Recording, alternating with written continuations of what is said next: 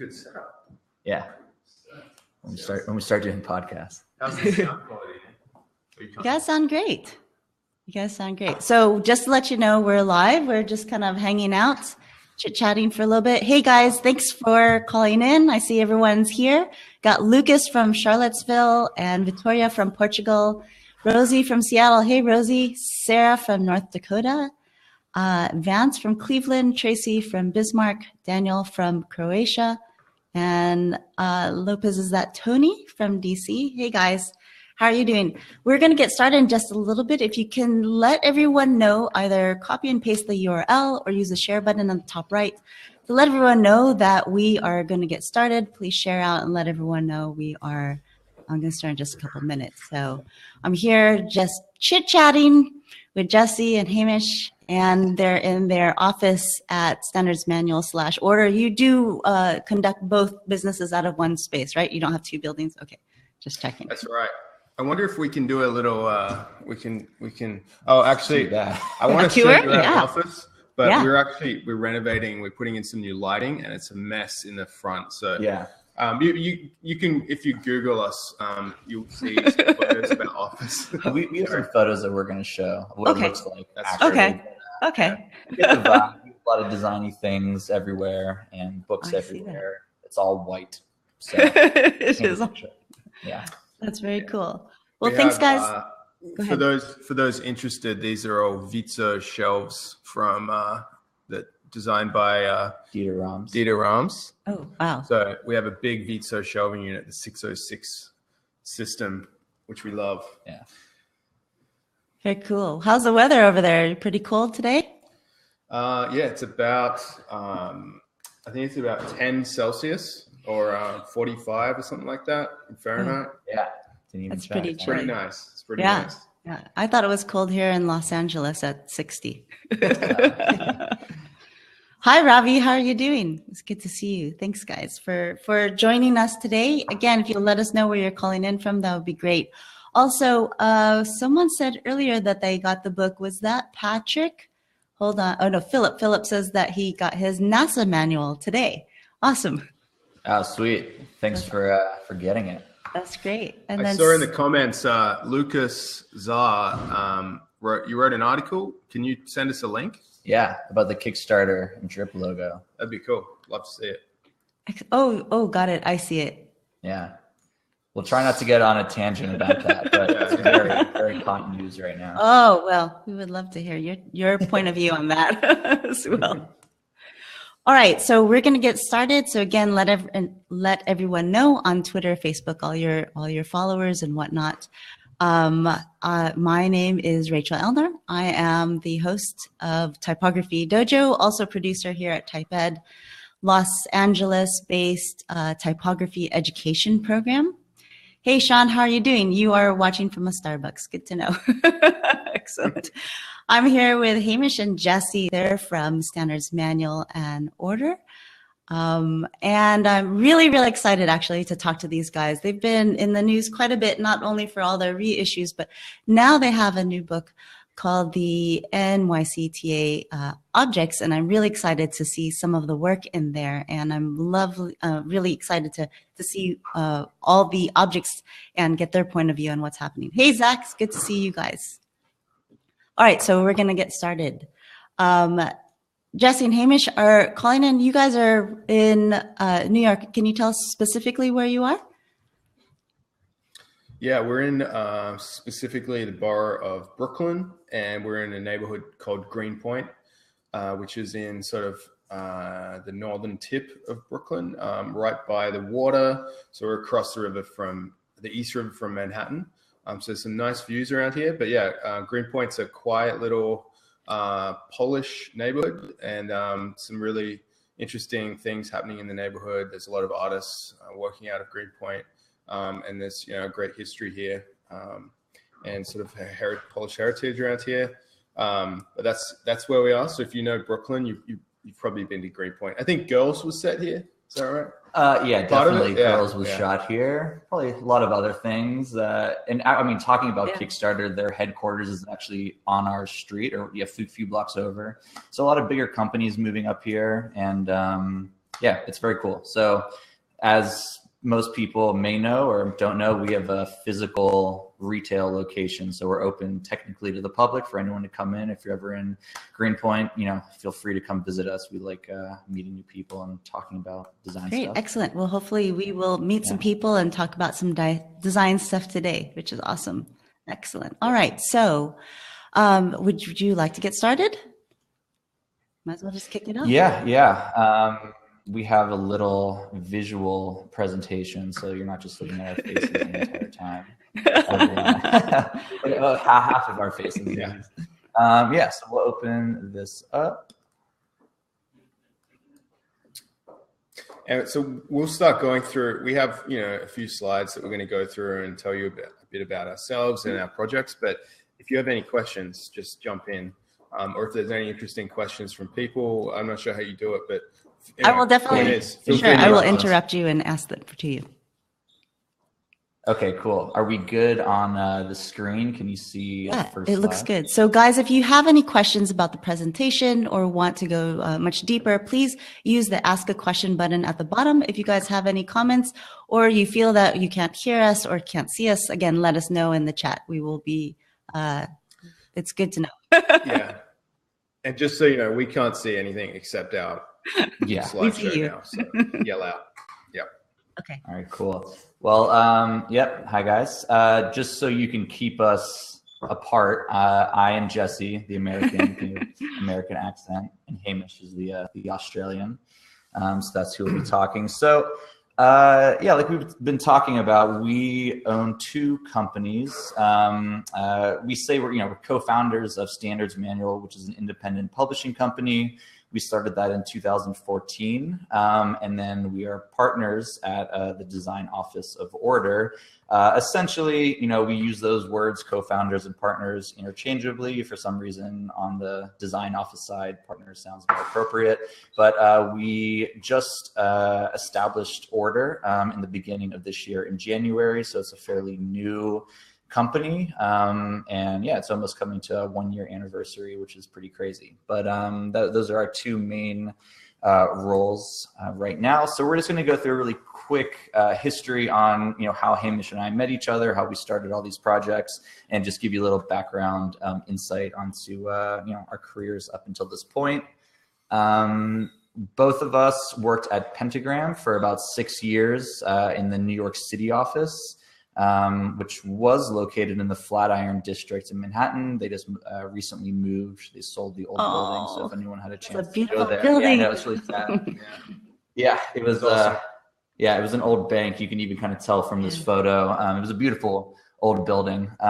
So we worked for Michael Bierut, who's a partner there, and we could have a whole podcast talking about how much we enjoyed working for him and what a great guy he is.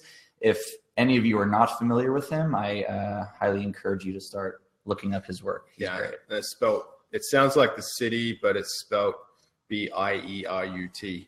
Yeah. So we worked for him. Just as kind of fun stuff. This is one of the many activities that we would do at Pentagram, which is having a circle cutting competition in the basement. So actually, you can see this is like before anything, but Hamish is on the left, I'm on the right. And it was a really fun office like this. It wasn't something where it was, you were locked to your desk and there were cubicles. It was a very kind of lively environment. And so I think that's why a lot of people like working there. That's why we did. So it wasn't, completely stressful all the time. We also get to. Yeah. And I know you're wondering, scissors won. Wow. So lost. But, so we're not going to really go into too much Pentagram stuff, but just to show you some of the work that we did there, essentially, now in our portfolios, we're going to go through just a few projects each. This is a project that I worked on for, the client was Bobby Flay. If anyone's not familiar, he's a chef here in New York, but also pretty well known. He's a TV personality. He's on the Food Network and a bunch of other shows. So he opened this restaurant, I guess in the NoHo area of Manhattan, which is pretty much right north of Soho. It's a restaurant. It was a really fun identity project. So we did the logo, we did matches, the window decals, menus, things like that. WCS, which stands for the Wildlife Conservation Society. Again, if anyone's been to New York and if you visited the Bronx Zoo or the Central Park Zoo, they are the company that runs those parks, but they're also a global wildlife organization dealing with conservation efforts, and they're really great organization. So we did a huge identity for them. And then most people, I think, are familiar with this, the Hillary Clinton campaign, which I was lucky enough to work on with Michael in the beginning of everything, developing that symbol and that mark, and then kind of really setting the guidelines for the whole campaign identity. So people always ask what's our favorite projects. I know mine is definitely this one. Yeah, Jesse and I both got, as you can see, we both got to work on a lot of identity and branding projects. And Michael has a team of about 8 designers, and when he sort of hires someone, he'll sort of test you out on a few different types of jobs. And I guess Jesse and I both did okay on some branding jobs, and we sort of got funneled into that vertical, which was good because that's what we love doing. And that's not all we did, but it was sort of probably 3/4 of our time was spent on identity jobs. And this is one of the bigger ones that I worked on, which we launched in July last year. We launched on the very day that I left Pentagram. And it was for MasterCard, so that was their sort of global rebrand. So, very fun to work on. Also excruciating to work on a big brand. You get to see how decisions are made at the executive and boardroom level, which is really fascinating and frustrating, interesting, all of those things. So you get to go, we got exposed to some really cool stuff. And this is, not really an identity project at all, but I worked on this for a number of years as well. And this is called Walk NYC. It's a wayfinding system for the city of New York. The DOT, the Department of Transport in New York, sort of commissioned this, and this has now become New York's official map and wayfinding system. It's now being ported into the subways as well with the MTA. So it's sort of become New York's de facto and official map, which is really cool. And so Jesse worked on the icons on this with me, and we spent a lot of time, tweaking typography and icons, doing the microscopic stuff that no one's going to notice, but also the layouts of the signs. Was a very fun project. And a smaller job that I did was for Amalgamated Bank, which is a bank in New York, local bank here, and they had their history was in the clothing manufacturers workers union, and so we tried to do a sort of a fabric weave A-B monogram for them. So, with all of our work, we like to sort of have these historical ties, which leads into this pretty well. Yeah. So essentially how Hamish and I started working together outside of video or read any articles, you may know this, but we stumbled across an original copy of the New York City Transit Authority Graphic Standards Manual, which you see here, designed by Unimark, Massimo Vignelli, and Bob Norda. So we literally were just searching the basement of Pentagram for something else, and we came across an actual binder that was buried beneath a bunch of old clothing and newspapers, and that was kind of a random discovery. And so Hamish and I were there with a bunch of other designers. We found it and brought it upstairs, and of course just kind of took the rest of the day looking through it, kind of in shock and amazement that we were holding this kind of prestigious artifact that you can only see in museums like MoMA and stuff for private collections. So we got a hold of one, and Hamish and I just naturally wanted to share it, and we thought, how can we do that? And so we very crudely worked with one of the other of our friends who was working at Pentagram to make this website. So Hamish and I just kind of took the initiative to photograph every page. We did it it was very rough. The website was pretty pretty janky. Yeah, pretty janky. It wasn't even responsive, I don't think. It was just really, we just wanted to get these photos up somewhere, and so we made this, and I think we tweeted about it or had Michael or Pentagram kind of tweet it, and within the first week we got 250,000 hits, unique views to the website. So this was kind of the spark of, wow, there's some interest in this document beyond just us. We're going to kind of do a rapid fast forward to about a year and a half later. We were working with the MTA, a lot. I think it was the Walk NYC project. Part of that, yeah. Part of that. Parking signs. The parking signs, yeah. So they were our client, and Hamish kind of raised the question on if they'd be interested or allowing us to make a book out of the Vignelli manual that we found. We told him about the website that we made and all the interest in it. And then we explained Kickstarter, which another person had brought up to us and said, if you want to make a book, the perfect thing to do would be to fund it through Kickstarter, since no publisher would really be into publishing. And that person was actually my girlfriend, Alex, who might be listening. Hi, Alex. Alex Daly. And she's actually become, at that point, she was starting out managing her new business, which is sort of help manage their crowdfunding campaigns and launch them and the copywriting and come up with this sort of the structure of it. And so she really urged us to use Kickstarter and sort of pushed us to do this project. And she's written a book on crowdfunding called The Crowd Sorceress. You should check that out. If you're at all interested in crowdfunding, it's like the Bible.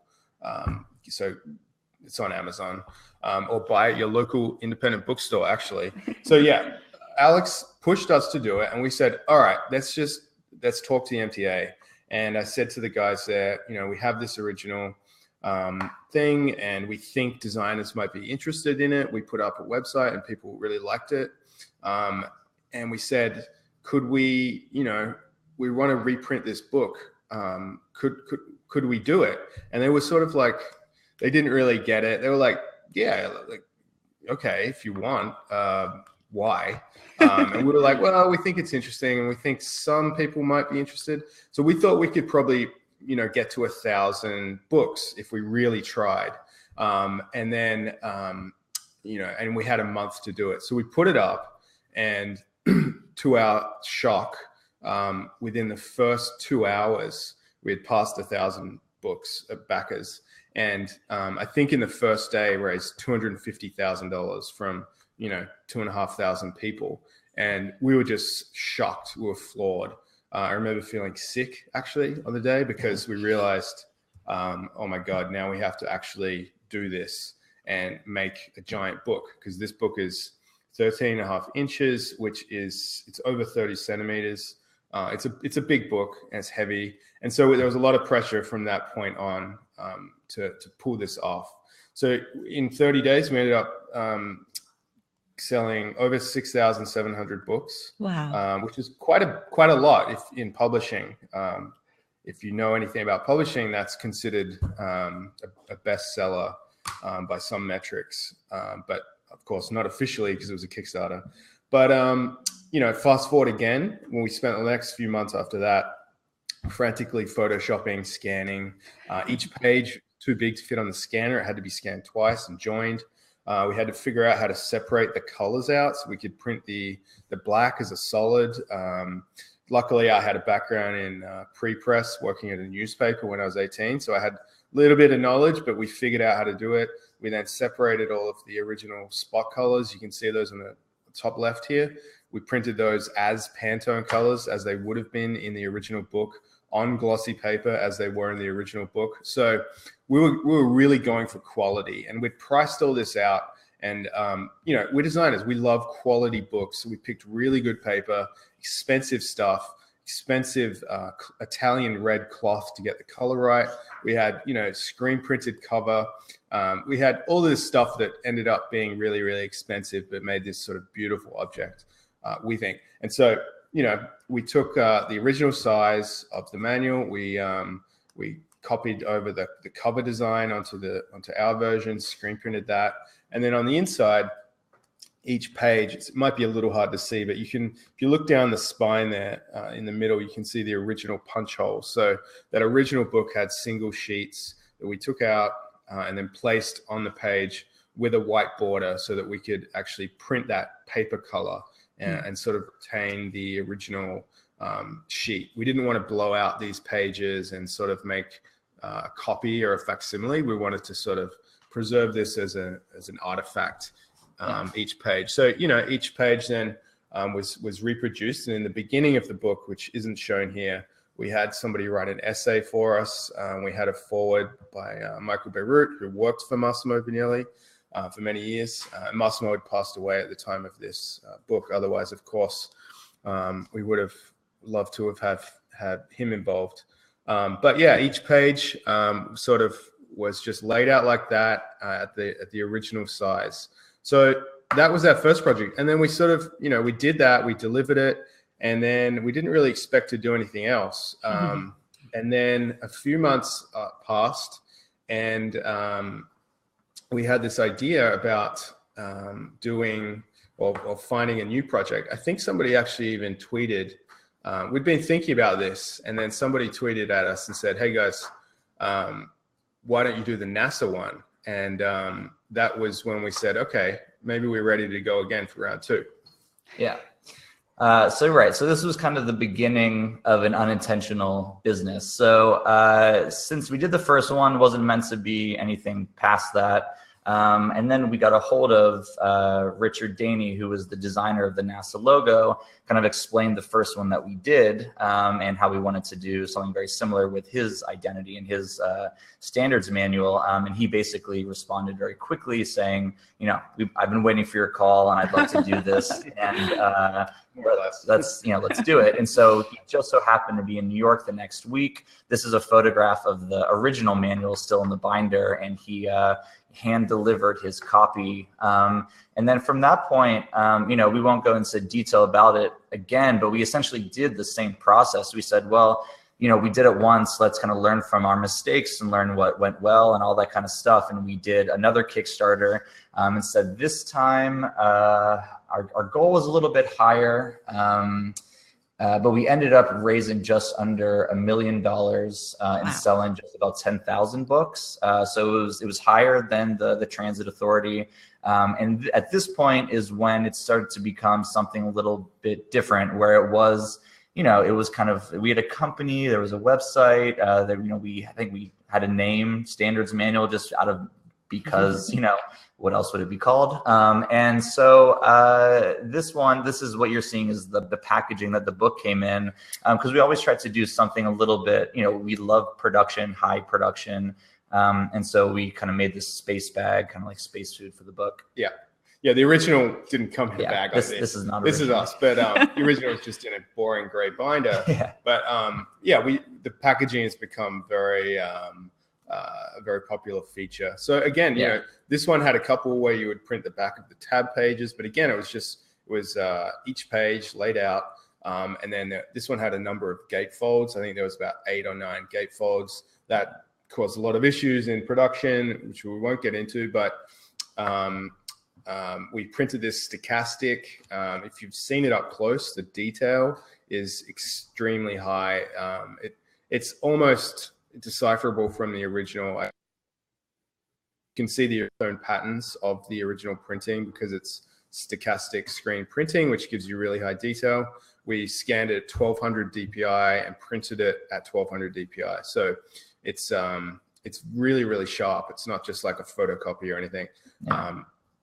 Again, using the original spot colors, so that red was extracted and then printed as a red PMS spot color. So a lot of effort goes into the print production of these. Then that's a whole nother talk as well. And this, so NASA's in its going into its 4th printing. So we've sold quite a few of those. And some of our other books, in our kind of collection now. After this, we did a smaller edition. This one's more of a facsimile, but for the American Revolution Bicentennial, which for the real NASA nerds or design nerds, Bruce Blackburn, who was the other half of Daney and Blackburn, who designed the NASA identity, also designed this logo for the Bicentennial. And so there was kind of a connection with, if you look at the kind of curves of this star and the curves of the A in NASA, you can see kind of a very similar drawing style. So this one was much shorter. It wasn't in a binder. It was saddle stitched. And we, like I said, kind of created a facsimile, which produced it in the same manner as, as if you were receiving it, back. So we blew out the pages on this one. Yeah. made it look like the original.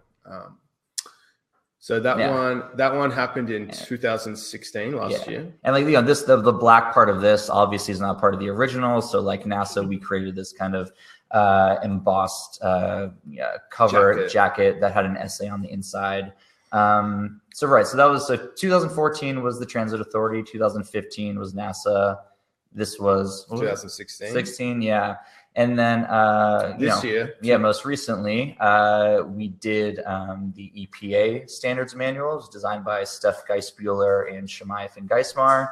And again, the kind of quality on this one, we keep on, I think, for trying to kind of outdo ourselves, but this one had a chipboard kind of slipcase with a blind debossed logo. And all of these colors that you see on screen are all spot colors. So I think, was it 14? Yeah, 14 colors. Spot colors. My so gosh. it's, if anyone out there is into book production or wants to learn about it or don't know what we're talking about, I recommend. Technically, it was CMYK plus 10 colors. Wow. So they're all solid. So this one, turned out really beautifully. Really happy with it. And that was, another standards manual reissue where we're kind of archiving. The whole kind of point or the kind of genesis of the company was to archive and share these things. Share them, make them accessible. So this was another example of a good standards manual, and a good identity that we thought was worth kind of preserving that was kind of getting lost.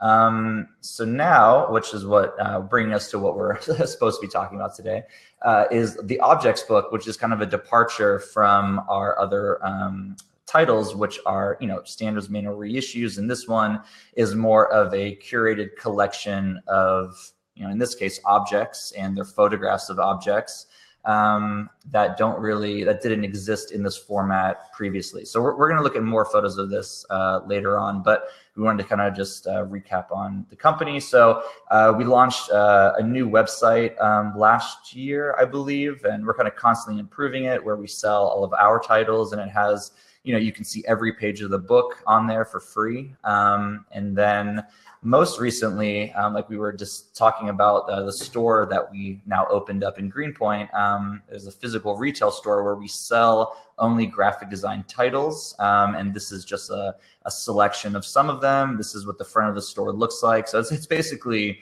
one wall with a bunch of shelves on it. And it's constantly in flux on what titles we have. We get new titles in, and then something they sell out, we get other new ones in. So it's this kind of constantly evolving selection of books, but only graphic design focused. And so we just recently started selling all of those on our website as well. So we're really hitting the books pretty hard. And then, like we said, for our offices, we're getting lights installed, so you can't really see it, but this is where we're sitting currently at this moment. So this is where we run standards manual and order. There's only 4 of us. Hamish and I are the partners. We have a full-time designer and a full-time coordinator. And we're really small. So that's currently where we are. Those are the companies. Love it. So sorry for the long-winded introduction to us, but if you're ready, we can kind of go into this. Again, there's a little kind of brief history of how we started the book, and then I don't know, maybe we can have a dialogue about some of particular spreads or whatever you'd like. But just to give you a brief history, very, very brief, on the Transit Authority. Do you want to go through? Yeah, sure. So the subway in New York, for those who haven't been here or know this, just a bit of a brief history. Before the subway, there was a lot of raised elevated train lines. We're running steam engines. This is all in the 1800s. And then at one point when the technology was available, they started going underground. And what emerged with these 3 companies, and by the way, I'm probably butchering this history and really paraphrasing it, so look it up if you're interested. But what emerged with these 3 companies that were doing subway transit, and they were the IRT, IND, and the BMT. And these all had lines that went through Manhattan and then into the outer boroughs, but they were all competing against one another. And so all of these companies had stops that were very close to one another and very, basically next door. And so that's why now what's happened is they've all joined up, and I'll explain that in a minute. But at the time, they were all competing. And so the signage was very inconsistent between the three. The nomenclature of stops, directions, destinations was all over the place. There was no standards. And so it was really, really confusing for riders. You sort of had to become if you're a local, I think you sort of memorize your routes and things, but for tourists or visitors, it was very confusing. And, some of the companies or certain stations, you might have competing companies trying to funnel you down into their entrance or into their thing by tricking you or confusing you. So it was really a bad system and not what you would expect and not like we have now. The system now is one entity called it's called now the it's called the MTA, the Metropolitan Transportation Authority. But in 1966, it was called the NYCTA. And so what happened was in 66, those three companies were on the verge of collapsing, I think. And the city sort of rolled them up into one public agency called the Transit Authority. And so what that meant was they had to combine all of the lines into one system. So instead of running trains on one line, they would then they essentially joined them all up, and a lot of engineering work went into that, into making it one working system rather than three. So that's a whole nother thing. But essentially what then happened was they had an issue because those signs were so confusing and they were all different. They had to consolidate and make the signs readable. So they needed basically a new signage system designed.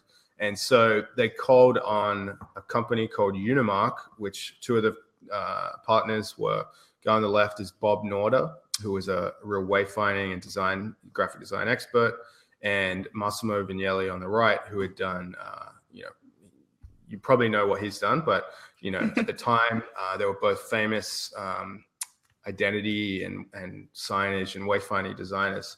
So they hired Unimark to sort of try and solve this problem of the signage underground and come up with a new system. And of course, what they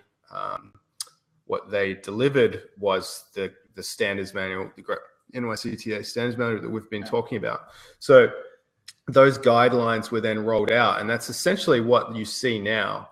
And so, how the NYCTA project ties into it is throughout all those years, through the separate companies, through to the Transit Authority, and now the MTA, as they're called, there's been tons and tons of stuff produced, from flyers, annual reports, signage, tickets. Of course, there's just like thousands of objects that get made, including, uniforms, things like this. And this guy, Brian Kelley, who's a friend of ours and a photographer here, sort of got obsessed with collecting this stuff. Yeah. And the first thing that he started this whole project with was actually just collect metro cards, which, there are hundreds. There is a finite amount that have been produced, and I think he wanted to collect every single one of them and just have that be the project. But this is actually the first metro card design that was rolled out in the 90s. Do you remember? Yeah. So anyways, he started collecting these cards as the beginning of the project, and then it turned into this much larger thing. And so he really just put up an Instagram, called it the NYCTA Project. This is recent, so I guess he has almost 3,500 followers, and he just posted basically one a day. He would collect these things on eBay, photograph them on a really simple white background, and he had things eventually that were across the board. So patches, bags, different brochures, and so it was just this very eclectic collection of objects. And so he contacted us actually in the beginning because he wanted to photograph the manual that we had found at Pentagram, and that's how we became aware of the project. And that was, almost 4 or so years ago now. And then pretty recently, this is kind of an insight to how we make decisions. We were talking about the project again, and literally just were saying, now this would be a great book. Should we just ask Brian? We did. He said yes. And then literally we took it to print almost the next month. because you had all these things photographed and they were kind of ready to go. We knew that the collection was stunning just by itself. It didn't really need much work. And as you can see, the result is the book called Objects, which takes its cover design from the standards manual. And if anyone has we call it the compact edition of the standards manual, which is a smaller edition that we did. This is kind of a sister book to that with a very similar design. So we took a selection of his images. He has, thousands, and put a selection of those in this book with no captions, just one image each. And yeah, from this point on, we just have actually a bunch of spreads that are our favorites, ones that we think are interesting. The whole point of this kind of conversation is like, typography, which we can't really speak too, in depth about every single one, but you can see, how Hamish was talking about the kind of diversity for not really a lack of a better word. I think that's a nice way to put it. All the typographic styles that went on without the kind of strict guidance of the Vignelli manual. This is kind of what was going on before then, and even after the fact, of people just kind of doing whatever they want in a very utilitarian way, like that bag, for example, using Futura. Let's see. This one most people are familiar with, the I Love New York, designed by Milton Glaser. So yeah, it kind of just goes on, and really interesting things that he collected, like the fire extinguisher, which you could spend kind of hours looking at each one of these objects and the kind of typographic properties of them. But we were saying earlier, the bag on the right, is something you would see kind of by like J. Crew or Madewell or any kind of cool brand now, but this is actually them doing it out of necessity and just whatever type they had laying around. And it looks very cool, but obviously that wasn't the intention. Wasn't like designed. Yeah. It's just sort of done probably. And it's cool because you see these, all these objects go back to into the 1800s, mid 1800s, I think is the oldest ticket. Yeah, so you almost get sort of a history of design from 1840s or whatever up until today. And, this stuff from the 1940s, the one on the right, you could design that now and it would feel contemporary. But they probably just, again, that might not have been intentionally designed like that. They just needed a big year and they printed it red. Yeah. And so you could see it. And the thing on the left, if you actually look at that closely, there must be like 25 different type styles on there. Yeah. Nuts. It's even, and again, obviously no computers were involved, so all this was done manually. I don't even know how you go about laying out it's a very small ticket. So, that is just a case study by itself. Look at what's going on there. So it's just really fascinating. The combination of different typefaces way back when was used to against counterfeiting, actually. So there, it's very difficult to have all those different typefaces together. So yeah. Totally. Wow. Yeah. I've never heard that. That makes complete sense. Yeah. That's fascinating. Yeah, because I guess no one had access to fonts, right? Yeah. Wow. And then you get stuff like this, like the thing on the left. I don't like it at all, and I wouldn't say that it's nice. But we've included stuff that is just everyday things, and the goal. And this I consider nice. This is Vignelli era. I don't think it's Vignelli design, but it's using standard medium, and so you get really a whole spectrum of design styles and history here, and not all of it is good or even designed. A lot of it is actual, metal objects like this, where things are just stamped in.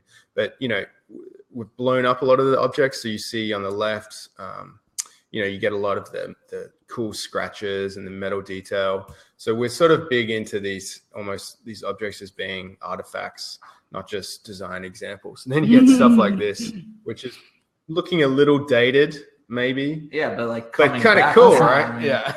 Now people make stuff that look exactly like this, and this is what. So trends always come back. But yeah, this is a freelancer having a lot of fun. They probably MTA came to them and said, we need a guide for New York.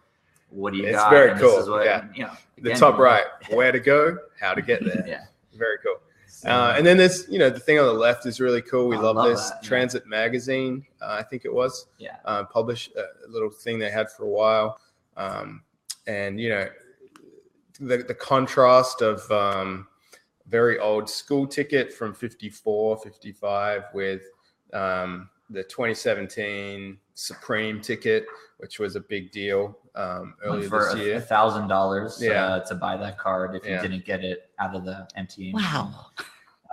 And that's actually the only Metro card that we included that was sub-branded, because there's actually a lot of Metro cards that, you know, fashion companies will, you know, print their logo or kind of ads on, but we're not allowed to use them, as Supreme was nice enough to let us include that. And then we finish, this is the last page in the book, but we finish with the standards manual to sort of wrap it up. But yeah, I don't, you know, because we're obsessed with this book on the right and we live in New York and we use the subway, we've sort of become obsessed with it.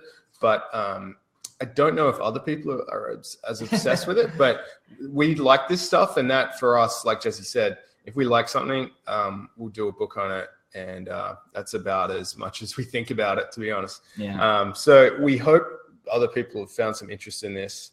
But that is all. And yeah, we'd love to answer any questions you guys had. And thank you. I have a couple questions for you guys. If you can go back to some of the book spreads, I want to ask you, how is the book? Should I? Yeah, if you can go ahead and share it full screen again. And then I just want to point a couple of things out or ask you a couple of things. So how is the book organized? Is it in order of time? I mean, can you see some sort of thread of trends happening? Well, no. Okay. So the book. So we actually debated this for a while, and you know, obviously, it's a big part of any book layout is how's it organized. So yeah, I mean, one way to do it is chronological. Another way to do it is categorical. And so basically, the collection is kind of could be never ending. I mean, it's not really like you know, this isn't completely inclusive of everything that exists. And so we thought, you know, there are maybe more Metro cards and tokens than there are, you know, belt buckles and badges. And so if we did it by category, they would have been really off balance. And then by year, some of the things he doesn't even know what year they're from because they're unmarked. And so we didn't want to be too, you know, make any assumptions in that way. So really what it came down to, we thought, well, wouldn't it be cool if this was really a discovery book where if you just somehow found this huge chest of stuff from the whole transit authority's history, and, you know, one by one, you could kind of pull out an object and just, you know, inspect it one at a time and just kind of be surprised with each object that you kind of pull out or that you come across. And so the nice thing about this book is that I think, you know, every time you look through it, you kind of discover something new that you didn't see before because there is so much to kind of sink your teeth into. So really, no, it's not in any order. It is actually a very intentionally randomized. Randomized. But at the very back of the book, there is an index with as much description. I mean, a one-line description of at least what the object is. But yeah, it's kind of discovery and surprise. At least that was the intent going through the book, is that you're not expecting, you know, one Metro card after the next or one bag after the next. Right. And, yeah. So I don't know if you can see that, but the back has a giant index. They can't see it. Oh, Hold on. Oh. Let me focus on you guys. So go ahead. Yeah. All right. Oh, yeah. Oh, can you see us at the same time? No. Yes. Well, no. she can press the button. Yeah. Okay. Yeah. So each page is numbered, and this is not very exciting, but you can see that we have descriptions of each one. Yeah. Awesome. Okay, so since it is randomized, I want to ask you guys from your point of view in terms of, Rosie just said indexes are always exciting. Thank you, Rosie. Yeah. So in different eras, as you're looking through this book, I mean, obviously you guys are very familiar with the objects. You're familiar with maybe not exactly the time frames or the years. specifically, but do you see any groupings? Like, are there similarities in the design and the identity from the three different companies who started in the early 1900s? Or do you see any sort of trends that happen? Like, okay, I see that the type was similar in the 1920s and 1940s, and then they made a change here in the 1950s, 70s. Yeah. Okay, you can definitely see that. I think up until sort of the 30s, maybe it is hard to tell, and they use all those different typefaces, like we were speaking about. But I'm trying to find an example. When you get to sort of the 50s, here's one. You get a lot of this stuff. Or can you go back to us? Yeah. I'm going to hold these up. I don't know how this is going to work, but you get a lot of stuff like this with, script typography, that sort of, and sort of, black and white, bad illustrations, that sort of stuff that you found a lot in the 50s. Things like this one as well. So you definitely sense a style in there. Then you get to the late 60s and 70s, and it's all Vignelli style, and it's very Swiss, so to say. Then in the 80s is a bit of a hodgepodge. You get some of those trendy looking retro 80s looking things. Then you get to the 90s and it all falls apart. You get stuff like this. Wow. I think, desktop publishing is in full swing at this point, and you've got people who don't know what they're doing, making flyers and stuff, and you get just really, really bad stuff coming out. I'm trying to find some more examples, but we think it's still interesting, but it's not great, Then what happens? I remember marking one as bad design. Oh, here we go. Here we go. Can you see that one? Oh, wow. So Wow. That's the dark age. So we consider those the the dark times. And then in the last few years, things are picking up again. And right now, actually, the MTA is working with a firm called, it's called Waterhouse. And I can't pronounce the last name, but it's a firm run by two of people who used to work for Massimo Vignelli, and so they're doing some really great stuff with the MTA right now. So I think things are slowly improving in the last few years. When you say desktop publishing, do you think it was just the influence of desktop publishing, or are you saying that it wasn't as strict in the 90s and different departments were creating their own collateral within the MTA? Yeah. Well, what I'm saying is before the Macintosh, really in 83, it was difficult, and not just the Macintosh, but later computers. After that point, with Adobe software, anyone essentially could make stuff quite easily. But before that, you really had to make an effort to hire a designer who would create artwork for you. And unless that designer just sucked, then you were probably going to get something of a higher quality than a non-designer whipping out a flyer on their Macintosh or whatever. So I'm literally talking about people having access to software who didn't know what they were doing, and this is not just in this stuff, but this happened everywhere. I think, and we're still seeing it. People producing. You go to an office now, and you walk into any office anywhere in the world, and you'll see, really nicely designed bathroom signs, and then somebody's stuck up next to it, "Don't flush tampons down the toilet," written in terrible, Times New Roman scented type with a spelling mistake on it. It just looks terrible. So, this is a whole other subject. Right. Okay, great. What I'll do is I'll close out your computer. That's okay. Yeah. SEK. Yeah. Very cool. And then you can come back to us if you'd like to see us. Totally. There's been tons and tons of comments as you guys are presenting. Yeah, we haven't seen any of them, but you will after. Yeah. And then I'm getting some strange morning light, so I got all these dots on my face. But what we'll do is we'll go through everyone's questions. Guys, we have a lot of questions, so if you'll go into the questions and answers tab underneath and vote up the ones that you find are shared questions, please vote those up, and this way we will be able to stay within an hour, which we haven't in a little while. So. Oh, all right. Left. That's nice. There's more people now. Okay, so Tracy. Good. Tracy is asking, how do you convince the powers that be to do a rebrand? Oh, you mean just like our client work with Yeah. order, I suppose. Well, that is, we always say this, like that is one of the hardest parts of the whole design process. You can design a logo in, 5 minutes, but convincing, a board of directors or the CEO or someone who's, someone who owns a company that this is their baby, this is what they made, to, impose this new logo or change the logo. It's a very difficult thing. So, we use rationale. We try to explain why this helps them for whatever given reason, and just try to make a really good case for doing it this way and not just arbitrarily, we like it, you should do it. We kind of go through a checklist on this will improve this will improve that, and that's kind of how we do it. So you have to use your best. Yeah, and what Jesse's describing is after you've got the job, that's how we try, and it's tough to convince even then.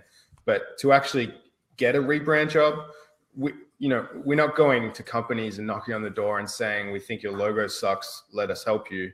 Although we would like to, but we all would like to. Yeah.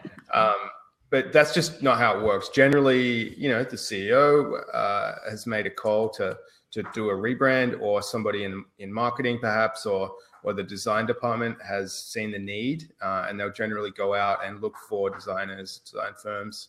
And, if we're on the list, then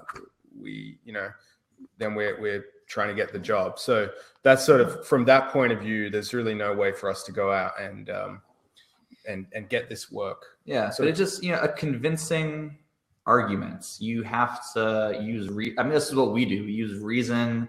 We don't like to just say, this is what's cool now. Like, we never do mood boards. I'll tell you that. We never say, here is like what's trending right now. And like sans serif type is really cool. And so is blue. So this is what we should do. Like, we would never in a million years do that, because it's not right for that company. You have to look at each person that you're working with as an individual, and they all have different goals and they all have different histories, and really take that and then work from, those kind of assets, rather than kind of creating something just because it's cool in 2017. So don't go on Pinterest as well. Yeah, main thing I guess, Tracy, would definitely be also not to use the word convince, because you're really not convincing. What you're doing is you're trying to help a client. So I think if you frame it in that way, that might help you understand on how to sell it up the chain per se. Thank you, Tracy, for asking. Su Young is asking, what kind of design do you wish to experiment the most? Like, what kind of stuff do we like to experiment with? Is that? I think so. Yeah. The type of stuff we like doing most is, okay, I see. The type of stuff we like to do the best is logos and identities. And I know it's boring and we've already talked about it, but we love doing identity design. It's our favorite thing. We also love doing books as well. Mm-hmm. But identity for us is what we love. We've also started, we love the idea that we could sort of design anything. And we've started doing some unusual things that we wouldn't normally do. One example is a friend of mine in Hong Kong has a watch company, and we're designing a watch with them at the moment. So, it's essentially like the face, and they're helping do the form design and things. But that's been really interesting because it's so different to what. Yeah, and face right now for a company, which I've never done, from A to Z. And so that's kind of, it started as an identity and turned into a whole typeface, and that's basically becoming the brand, or the identity is the typeface. So, and then, I think books, if we're talking about actual experimenting, books is the thing that we can experiment with. I mean, maybe we've never done a certain type of production process before. And so like the NASA bag, we've never made anything like that before. We didn't know how to make it, but we just kind of ask a lot of questions and try to figure out how to do things, because there's always a way to do it. And luckily we have some great partners that also, like to get involved. So, just do whatever you want. And that's kind of the fun part. Great. Thank you. Okay. Next question is, what kind of culture do you want to build for your design studio order? clean culture. Culture. We're still figuring that out, but I think for us, we just want it to, and this is like Pentagram, it's all about the work for us. It's all about pushing yourself and doing great design work. And I think everything else falls into line if you have that as your main goal. So, yeah, it's like, doing smart work, doing good work, and you doing work for good people, all those things. These aren't new, mantras that we've made up, but what we've learned, and, a lot of it at Pentagram and from Michael, who he learned it from Massimo, all these kind of things, good clients lead to more good clients, all those sort of things. Now that we're on our own, we're finding it to be very, very true, and actually seeing it where, when we were working under Michael, we didn't, we had face-to-face time with clients, but now that we're going out and, writing proposals and, dealing with RFPs and kind of really, on the front lines of it, a lot of those things are becoming much more true and affecting us than we had the experience before. So, good work, smart work. That's all we can really do. That's what makes you happy. Yeah. But we're not like a startup that has like culture and stuff. Yeah, I don't think we've ever even said that. So we just do stuff and stuff happens. And the culture just comes. Okay. Yeah, exactly. Marina is asking, do you think crowdfunding is changing publishing? Yes, absolutely. And big question. I think there's been, I think, a couple projects that raised more money than our books have. One was to reprint the Bible, and one I can't remember the other one, but the publishing industry have made a lot of mistakes over the years. I think it's too complicated to explain, but essentially it's very difficult for them to take risks. It's not that they want to, but they can't financially take a risk. And this big red book behind us would have been far too great a risk for a traditional publisher to take. It's too big, it's too heavy.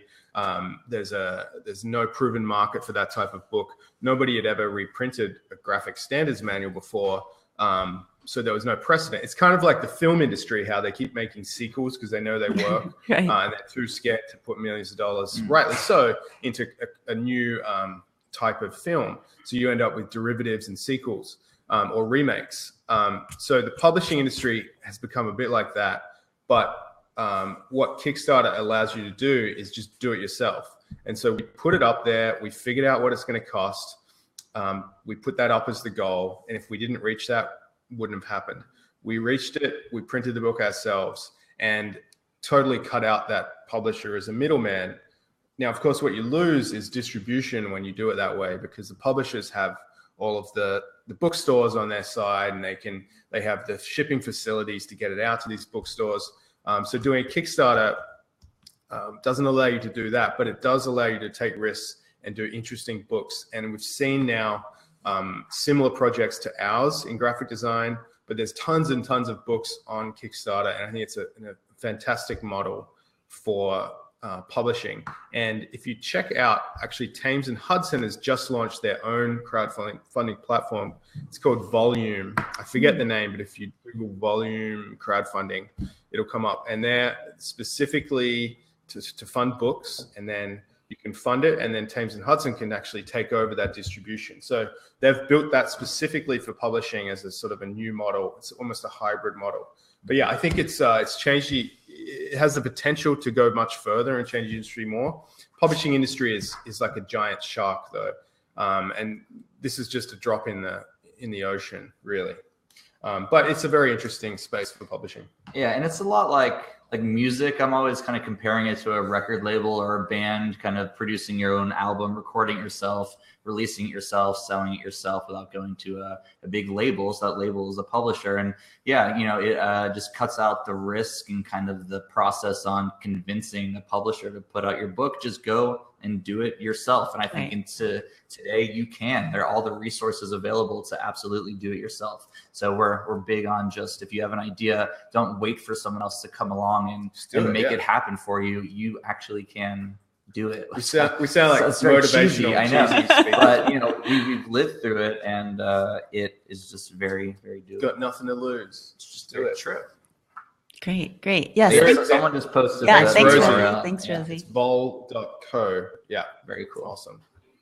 Excellent. Okay, so just a couple more questions. We'll wrap up, if that's okay. Ravi is asking, what was your experience working under Michael Bierut? What are your takeaways from your time with him? We had the time of our lives working at Pentagram. Amazing. It was amazing. Everyone was, you know, in their mid-20s, and we were having just great fun. And by the end of it, we couldn't get another job in design because we couldn't work for anyone else but Michael. We're spoiled. So, I mean, Michael is just, he's one of those amazing people. If you ever meet him, you get the chance to hear him speak even, he'll leave an impression. He's just an amazing guy. His new book. Is his new book. Mm-hmm. Now you see it. The guy's hyper intelligent.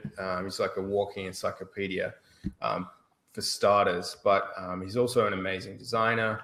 But I feel like he could be an amazing anything. He's one of those guys, you know, he just chose design, but he could have been an amazing writer or whatever. Well, he is an amazing writer. Yeah. I mean, I think he's a really nice person. Yeah. Like from our point of view, from a designer, you know, from him being our boss, he treated us with respect, and he didn't talk down to us. He just treated us like a normal human being. He does it with everybody. He never makes anyone feel stupid if they actually don't know what they're talking about. He just, you know, explains things, and he's just not one of those people that you know, puts you down. If anything, he wants to hear what you have to say and what your opinion is, rather than him just coming in saying, shut up, this is what I think, do it.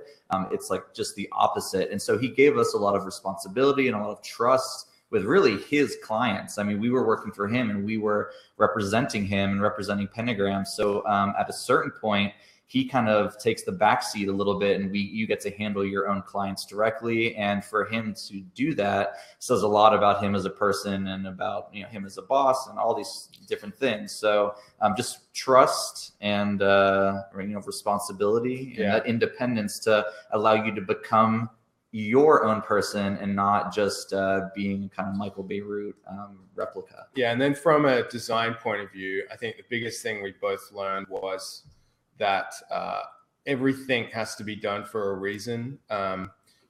Every idea that we ever showed there always had a concept behind it, which sounds basic, but I think a lot of design gets put out there that is just trendy or looks cool, frivolous, right? But everything we did had to have, you know, he would say, well, why is it blue? And we would have to say, well, the sky is blue. The original logo in 1800s was this shade of blue, so we're referencing that. Or why is it that typeface? Well, back in the 40s, you know, the founder's wife had this stationery and she really liked it. You know, there has to be something, no matter how small, there has to be some sort of historical hook. Or if there's no historical hook, maybe, you know, maybe there's a founder of a company and he's from Brazil, and maybe you look up, you know, use some color reference from there. There was always a reason for things. And that's probably the biggest thing that we learned from a design point of view. And why we named our studio Order. Great. Thank you. So do you guys have time for 2 more questions? There's some specific to the book I want to make sure we answer. So Rosie's asking, could you talk about the design of one of the pieces in the object book? What do you like about it? What do you notice about it? Details or something that makes the piece work for you? Oh, man. Big question. Yeah, Rosie, that's a big question. Yeah. We need a second maybe to flick through something we like. If you can't answer it right away, I mean, I know it's putting you on the spot. That's totally fine. But if there's something that comes to mind. I mean, it's hard only because, you know, there's so many things that, you know, some are complex designs, and then the simplicity of some of their designs are actually why I like them kind of the most. And they're not even like designed, like even the page with the 2 gloves on it. I mean, I love that just because it's not overly designed. They just took a stencil, NYCTA, put it on there, and boom, it's done.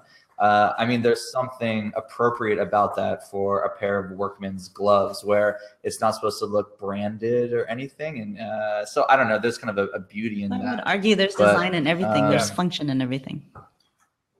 Yeah. This one's, yeah, and this is really functional. This is a book of signal markings and different signals that was probably handed out to the conductors.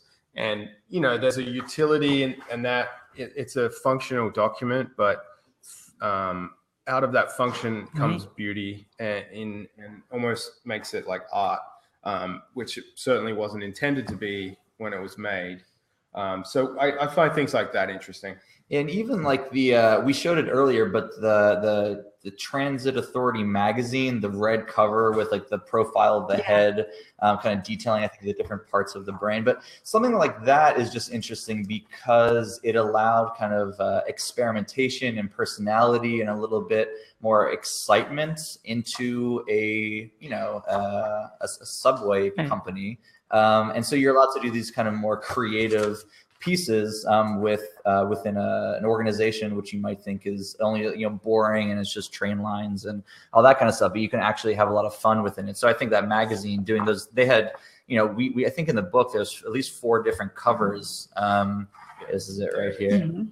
So this flexibility of expression within the framework is always kind of interesting, but that's pre-Vignelli times, which I don't know if he would have allowed such a thing to happen. But that's a big question. I think we could go through each one and find something nice about it. Rosie, that's the extended version. We'll just go through every object in the whole book and talk about each object. Yeah, come visit us and we'll have a conversation. Thank you, Rosie. Okay, so last one. Patrick is asking, looking at all these legacy systems for design, what surprises are you finding? Are you finding elements of system design that we've lost or areas where systems have evolved and or any insights in how systems translate into other design fields? It is another big one. Design systems. Did you see any surprises in the legacy systems for design? Well, is the EPA considered a legacy? I would assume so. Well, because you can see, if you don't have the book, you can see photographs on our website of it. But that one in particular has a system that never got implemented, and that a lot of designers or anyone are aware of that it even existed. So if you remember that one image of all the different colors of the EPA, essentially they did create this sub-brand system that took one core symbol that was designed for the EPA, the kind of daisy flower, and then extended it into all the different divisions and groups under the EPA. So waste and toxic substances and water, air quality, all these, and those aren't the actual names. And so they created this sub brand that each one had its own color, and then what we didn't show is that each one of those divisions also had a pattern that was created for it. And so you had this color combined with the pattern, and then it could be even combined with an illustration or a photograph. And it was this very what we would call a flexible identity system, where there's a core and then it can expand in hopefully a very easy but still harmonious kind of way. So that type of system is a very early example of it. And the reason why we did the EPA manual reissue is because, now it's kind of common to see such an expanded and flexible system. Every new rebrand has, 6 different ways to do the logo or 6 different colors you can put it in.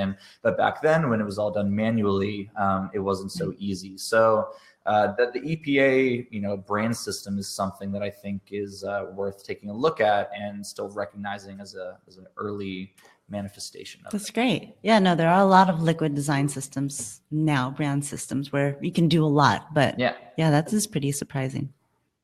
Great. Okay. Thank you so much. Really appreciate. We covered a lot of questions, not everything, but thank you guys for asking all the questions. Really appreciate it. And of course, you guys, okay, now I just switched back to this view. Now your heads are cut up. I really appreciate you guys sharing the book and also sharing your insights about type from the NYCTA for the MTA. MTA is much easier. So thank you guys. You're We welcome. really Thank appreciate you. it. Yeah. Thank you Thanks very guys much. so much. And also have a great day. Let's see. So everyone says, thanks for your time. Thanks, Rosie and Ravi. And even asked a small question. I don't know if you guys, what kind of typefaces do you hope to see published next? Typefaces? Yeah, published. I don't know. Yeah. There's so many. We have 300,000 already. There was one question earlier that Tony was asking on where he can purchase the NASA book. Is that through your website? That's on our website as well. Yeah, standardsmanual.com. Yeah, I think you have the link. Everyone can see that right at the bottom, that green button. So yeah, just click that and all of our great. books. And where else can we follow you to see some of the new stuff that you guys are working on? I think actually the best place is probably Instagram. So hit up our Instagram. It's at Standards Manual. Twitter is the same handle. So we post most things on there. But also go to our website, go to the very bottom, and you can enter your email and get on our mailing list. We send like 4 emails a year. Just when we have new information. Don't worry, like we're not going to sell you stuff every week.